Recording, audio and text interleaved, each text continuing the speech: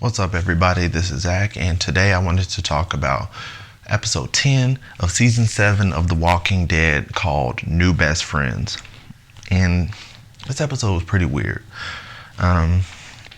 So Rick and his crew encounter this group that we've seen at the end of last week's episode. They also apparently were the people who were watching him and Aaron on the boat. So these people apparently live in like a landfill, basically, and the majority of this episode, I guess they go back and forth between what's going on with Daryl at the Kingdom, and running into Carol, and Rick dealing with these trash land people.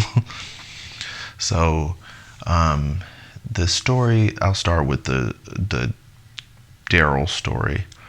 I guess this story was really what gave us a definitive close to the idea of getting the Kingdom involved in the conflict with the Saviors. I feel like Daryl leaving symbolizes him giving up on even trying to convince them, because it kind of has this show off with, I can't remember the guy's name, but he's Ezekiel's second in command, kind of the soldier guy. His plan to incite Ezekiel to want to go to war is to basically sacrifice Carol and to kind of frame her for an attack on this group of saviors. And Daryl's not having it. He originally doesn't even know that the guy's talking about Carol until like he works it out through context of what he's saying and how he's referring to her. So that obviously goes sideways, and we know Daryl was never going to sign off on anything like that. But that leads us into the reunion of Daryl and Carol. But this seems like a final reunion, because they have that moment where she's crying, she's explaining why she had to leave and that she didn't want to lose anybody. But then she goes on to ask, is everybody all right?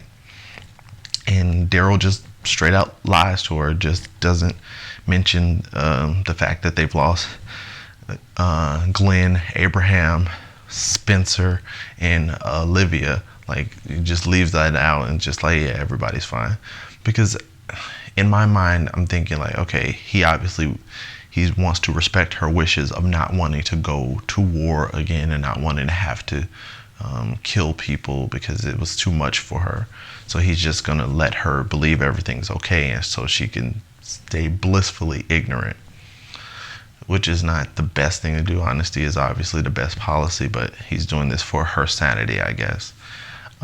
Plus, I think in my mind, I'm thinking like, she said she didn't want to lose anybody, but by leaving, you effectively have lost everybody, because what does it matter if people die now? It's like, okay, you're not responsible for taking care of them, but it's like, yeah, you're also out of the loop, so all your people could be dead for all you know, because you left and you decided not to go back. So really there was no point of telling Carol, because if she was okay with really losing people and the fact that she just completely left them, then what does it matter if she knows whether they're dead or alive?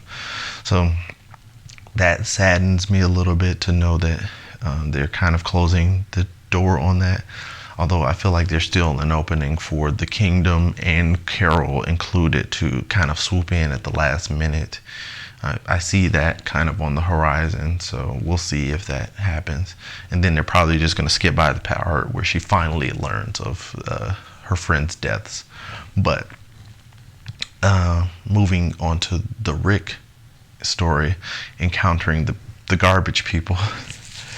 I feel like this story was odd, and it kind of reminded me of, if anybody out there has seen the Coneheads movie, the part where Rick is fighting this zombie that they've taped all these like knives and swords to. It kind of reminded me of the part of the Coneheads movie where they say, you have to Narfle the Garthok.